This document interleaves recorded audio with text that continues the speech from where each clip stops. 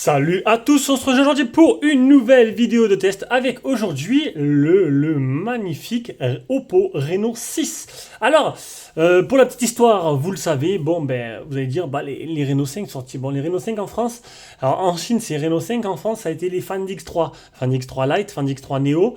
Voilà, c'est les deux. Là, chaque année, il y en a 3 qui sortent en Chine, donc tous les 6 mois. Là, on est au Reno 6, donc Reno 6, Reno 6 Pro, Reno 6 Pro Plus.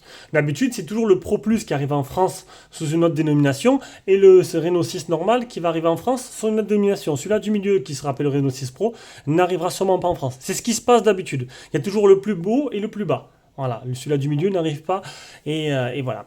Donc je sais pas si vous avez compris, moi je me comprends, ceux qui connaissent un peu se comprennent. Donc là, ce Reno 6, c'est le nom chinois. Après, je vais sûrement changer le nom et l'appeler par le nom français. Quand il sortira en France, pareil pour le Pro Plus, quand il sortira en France, j'ai pas encore fait le test. Et ils ont innové. Alors d'habitude ils ont presque tous la même forme, sauf que par exemple, le Reno 5, que ce soit le Reno 3, 3 Pro, 3 Pro Plus, ou 4, 4 Pro, 4 Pro Plus, ou 5, 5 Pro, 5 Pro Plus, ils avaient tous la même forme, sauf que le plus petit modèle, il était plat.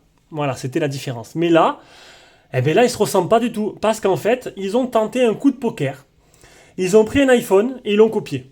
Tout simplement. Voilà. Donc, tu as devant les yeux une simili iPhone, mais signé par Oppo. Donc tu as vraiment de la... Oh, ça c'est mes anti-sèches.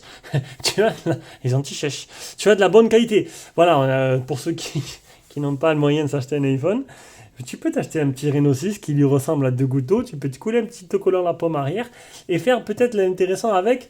Mais pour moi, c'est pas possible. Voilà, donc Oppo j'adore, et Oppo c'est la qualité, hein. C'est au-dessus de Xiaomi mais en tous les points, ça c'est sûr. Je peux vous le dire, j'ai le Mi 11 Pro, j'hésite entre les deux, je sais qu'il n'y a pas photo entre le X3 et les Mi 11 Pro, mais je me suis dit, laisse une petite chance, le Mi 11 Pro, on verra bien. Donc c'est un téléphone qui est toujours disponible à la vente, qui sera disponible aux tipeurs en priorité. Bon, pour l'instant, il n'y en a aucun qui s'est manifesté. Et par la suite, un autre. Donc si tu aimes la vidéo, tu veux toujours en voir plus, tu peux t'abonner. Tu peux mettre un petit pouce bleu, tu peux t'abonner. Voilà, j'ai déjà dit. Faire un petit don sur Tipeee, tout qui est noté dans la description de chaque vidéo. Ou directement le bouton je rejoindre sur YouTube. Tu auras des avantages comme acheter nos produits avant tout le monde. Parce que tu le sauras avant tout le monde. À tarif préférentiel, tu peux aussi, tu auras les vidéos en avance. L'actualité par mail assez régulièrement et sur Tipeee. Et les lives privés, on n'en a plus fait depuis longtemps. Il faudrait qu'on reprenne un jour peut-être. Allez, on commence. Donc, alors on va directement sur Trading. Alors d'habitude j'y vais avec la tablette, mais là, le temps que je l'allume et tout, donc voilà. Sur Trading, le Reno 6, 12256, 447 €. Le modèle 828, 387 €. Et en plus de ça, il n'y a pas de taxe. Il n'y a pas de taxe, il n'y a pas de taxe, c'est eux qui la payent. Donc du coup, tu n'auras pas de taxe en commandant chez Trading Shenzhen. Et ça c'est bien, les prix ne changent pas. Et voilà. C'est pas comme si tu commandais sur AliExpress, que tu te tapais 20% à l'arrivée, comme ça m'est déjà arrivé. Enfin, il n'y a pas de taxe. Il y a 2 abonnés qui m'ont dit, ils ont commandé après juillet, ils n'ont pas eu de taxe. Là, on vient de prendre le dernier Xiaomi, le Notebook X. On veut essayer d'en au courant, s'il y a la taxe ou pas, restez à l'écoute sur nos réseaux. Donc, écoutez, niveau optimisation, regardez, le haut c'est très fin, le bas, le menton, il n'est pas super épais. Franchement, les bords sont très fins. Il est très beau, très optimisé, magnifique. Franchement, c'est un magnifique téléphone. Alors moi, j'ai l'habitude des téléphones incurvés. J'ai pas l'habitude de ces téléphones avec ce design-là, un peu tout droit, j'ai envie de dire. Mais on s'y fait. Il est plutôt agréable en main. C'est un petit format. Et écoutez, on va voir dans le test tout de suite. Alors dimension 72,1 sur 156,8 sur 7,6 mm épaisseur. Et oui, c'est très fin, 7,6 pour un poids de 182 grammes. 88% ce que prend l'écran par rapport au total du téléphone. 3 couleurs en noir, en violet et en 2 nuances de bleu. Un écran AMOLED de chez Samsung en 6,43 pouces. Un écran avec un capteur d'empreinte dessus qui est, ma foi, très bon. Voilà, qui marche plutôt bien, qui n'est pas des plus rapides, mais qui marche plutôt bien, j'ai envie de dire. Voilà. Un écran qui est 90 Hz, alors ou 60 ou 90, pas de 120 encore, dommage. J'espère la prochaine gamme Reno, ils vont le mettre enfin le 120 dessus. Un écran qui est protégé par un film d'origine plus un Gorilla Glass 5 et un pic luminosité de 750 CD. Alors je parle en pic, je parle pas en unité l'indice de luminosité parce que alors le Reno 6 Pro il a 1100, je doute que ça va être le même écran. Ben en fait non, en fait c'est pas le même puisque c'est un 643. Donc là on a juste ça parle en pic. 750 CD c'est le pic. Voilà. Et là je suis à fond. Voilà. Après c'est pas dégueulasse non plus. À l'avant on a quoi? Un appareil photo de 32 mégapixels chez Sony avec un IMX 615 avec Rocco Facial qui marche très bien. Le tout animé par la Mediatek 900, le dernier processeur de chez Mediatek, gravé en 6 mm, et un existe en plusieurs versions, donc moi c'est la 828 avec un Mali G68, on verra tout à l'heure ce que ça donne en partie jeu. En dessous on a quoi? On a le type C, on a le haut-parleur, simple haut-parleur, donc pas de stéréo. Dommage. Voilà, bon bah écoute, après c'est réservé au Pro Plus. Là on a le double nano SIM, j'ai pu le voir dans le déballage, donc double nano SIM sans possibilité d'extraire par carte SD, le bouton volume plus moins, vous avez pu voir les finitions plutôt très jolies tout simplement. Ah, je filme avec le Mi 11 Pro. La qualité est plutôt pas mal, regardez. On va pas se plaindre. Hein. Le bouton power sur le côté droit, le triple appareil photo arrière. Donc c'est exactement pareil que le Reno 6 Pro. Sur le Pro Plus, c'est différent. Je ne testerai pas la suite. Là, je vais passer à un Cubo. Je vais pas me taper les trois Reno d'affilée. Donc 64 mégapixels en principal de Sony Vision, qui avait plutôt des résultats plutôt corrects hein, sur le Pro. 8 mégapixels grand angle, 2 mégapixels pour le macro. Au niveau de la batterie, on a une 4250 mAh. Bah, le téléphone, il est fin. Alors, tu peux pas tout avoir, mais il a la charge rapide 65 watts. Donc, du coup, tu peux le recharger en 30 minutes, même pas. Donc, bon, ça, c'est plutôt bien, à peu près 30 minutes. Bluetooth 5.1, pas de, alors pas la dernière version, donc pas 5.2. Et au niveau des bandes 4G, alors, il n'y a pas la B20, ni la B20, ni la B28. Donc en gros, ben, ça veut dire que, bon déjà il est full 5G, donc c'est plutôt bien, parce que bon, la 5G c'est l'avenir, je me languis que tout le monde passe à la 5G, on n'aura plus ces problèmes avec de bandes 4G, parce que tous les téléphones pour l'instant que j'ai testés, la plupart des Chinois, ils sont full 5G, donc du coup, tu seras tranquille. Là, l'histoire de 4G, il y a trop de bandes différentes, c'est trop compliqué. Donc en gros, tu l'achètes, tu as un forfait 5G, tu capteras 5G, il est full 5G. Tu as un forfait 4G encore, il manque la B20, la B28. Malgré cela, tu auras quand même la 4G. Parce que moi, durant mon test, vous verrez les captures d'écran tout à l'heure, j'avais une puce Orange, une puce SFR. J'étais toujours en 4G+, que ce soit sur l'une ou sur l'autre. Bon, c'est sûr, après, je dois avoir les antennes autour de moi. Voilà. T'as pas de chance, à moins que tu habites en haut du sommet du Mont Blanc, peut-être, tu auras peut-être pas la 4G, ou dans un endroit un peu dégagé, où tu habites en Bretagne, peut-être que niveau antenne, on sait jamais. Allez, on passe à l'écran. Un écran, je vous l'ai dit, 6,43 pouces et un petit format. Donc voilà, il change des deux autres, hein, que le Pro et le Pro Plus. Ça, c'est plutôt bien. Un écran qui est 10 touches, même pas pourquoi je vous montre. Hein, je vais vous montrer les photos réelles. Donc, luminosité, ça va pas casser les briques. Hein, c'est peut-être pour ça qu'on n'a pas l'indice de luminosité. On peut voir que ça explose pas les yeux. Donc, on a un pic à 750 et c'est tout. Voilà. Bon, je me doute que peut-être que la qualité de l'écran, ça a l'air moindre quand même que le Pro hein, qui plafonne à 1100. Mon Find X3 à 1300 et mon 11 Pro il a à 1700. Il déchire la rétine. Il faut pas mettre à fond, hein, ça c'est sûr. Et le soir, faut laisser en luminosité auto. Sinon, dans l'ensemble, très agréable à utiliser, très sympa. Là-dessus, il n'y a rien à dire sur l'écran.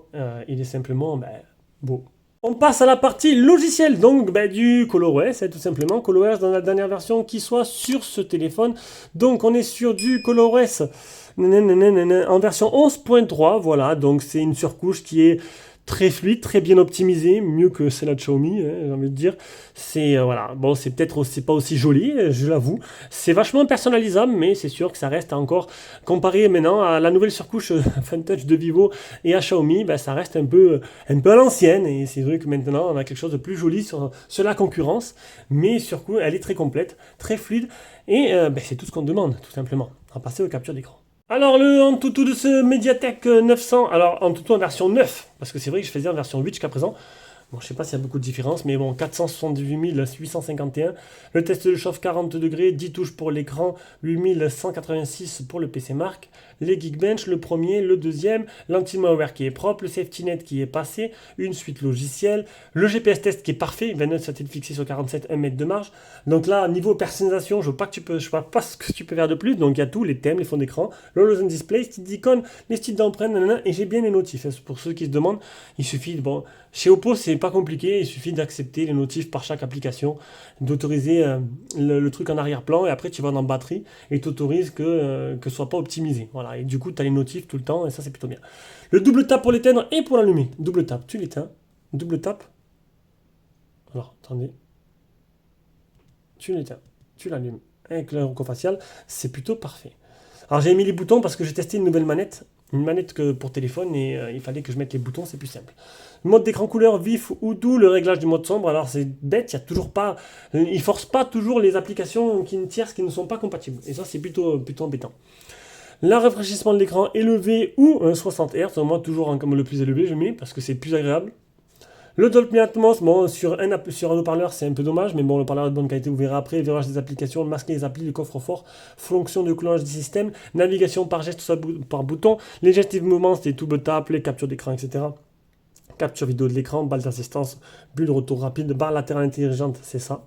Ça te fait un petit raccourci. Lancement rapide, écran scindé. On arrive, alors je vais vite parce qu'en fait c'est toujours les mêmes les Oppo, donc du coup la surcouche c'est vrai que je la montre à chaque fois. Le soulevé pour activer, porte à l'oreille pour décrocher, donc ça c'est les gestes et mouvements. Les autres paramètres, on a le OTG. On a une mise à jour, donc je suis en 11.3 la dernière version. On arrive à l'autonomie, une batterie de 4250 mAh, et il n'y a pas de miracle. Sur 13h25, j'ai utilisé 62%, il me restait que 38%. Donc c'est un téléphone qui te fera que 1 jour et demi. Mais bon, on va dire que maintenant, 1 jour, c'est largement suffisant, pour moi en tout cas. Parce que tu le branches 10 minutes, tac, il remonte très vite, et du coup c'est plutôt intéressant. J'ai fait 2h41 écran allumé et 24 minutes d'appel. Et voici la courbe d'autonomie et la courbe de chauffe. Je suis monté à peu près à 39 degrés. Voilà, on passe à la partie jeu. Allez, on passe à Call of Duty sur la partie jeu. Donc, on va tourner. Alors, qu'est-ce que donne ce processeur sur Call of Duty? Paramètres, audio et graphisme. Donc, tu peux jouer en moyen seulement. Pas de graphisme élevé. Fréquence de l'image par seconde, tu peux mettre très élevé. Et quand tu mets max, ça redescend à la qualité des graphismes faible. Donc, c'est un processeur qui n'est pas vraiment porté vers le jeu. Alors, tu pourras jouer largement. Hein. Tu joues en moyen avec fréquence pas à fond. Voilà, donc on va faire un choix entre les deux. Le tactile, alors réagit très bien et très fluide, très rapide. Bon, je suis en 90 Hz aussi.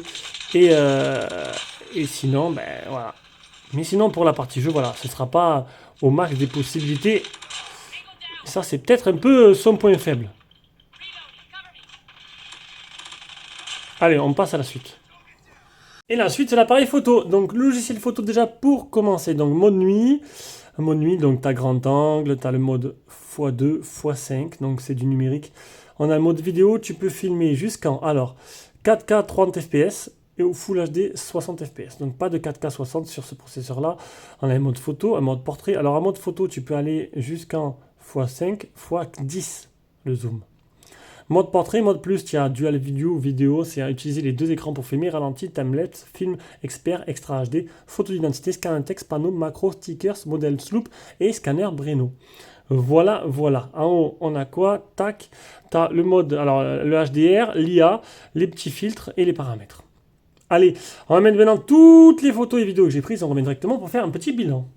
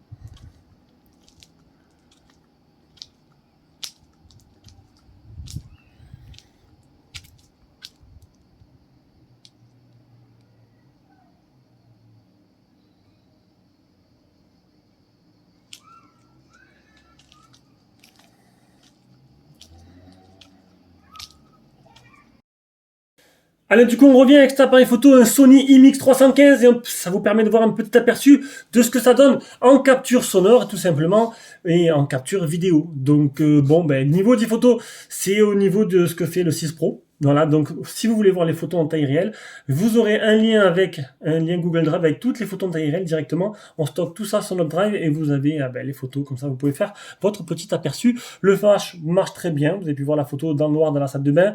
Les photos de nuit, bon, ça capte la lumière, mais bon, il y aurait pu avoir, c'est pas extraordinaire non plus. Sinon, bon, comme le Pro, dans les conditions plutôt adéquates, les photos sont plutôt jolies. Ça va pas être exceptionnel, mais ce sera largement suffisant. Je vous invite à aller voir directement par vous-même. Allez, on passe à la partie son. Le son de communication est trop bon. On va maintenant écouter. Il est trop bon, il est très bon. On va maintenant écouter le haut-parleur.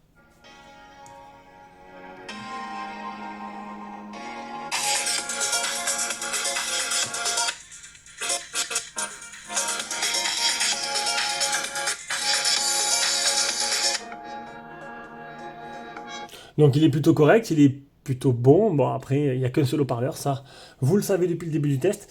Et voilà, c'est tout. Donc on arrive à la conclusion de ce test. Écoutez, ce téléphone, il est surtout flambant par son design, hein, même si c'est un design qui est pris de là où vous savez. Mais voilà, c'est surtout son design qui prime en fait. Hein. Il est vraiment super joli. Et franchement, il tape à l'œil de suite.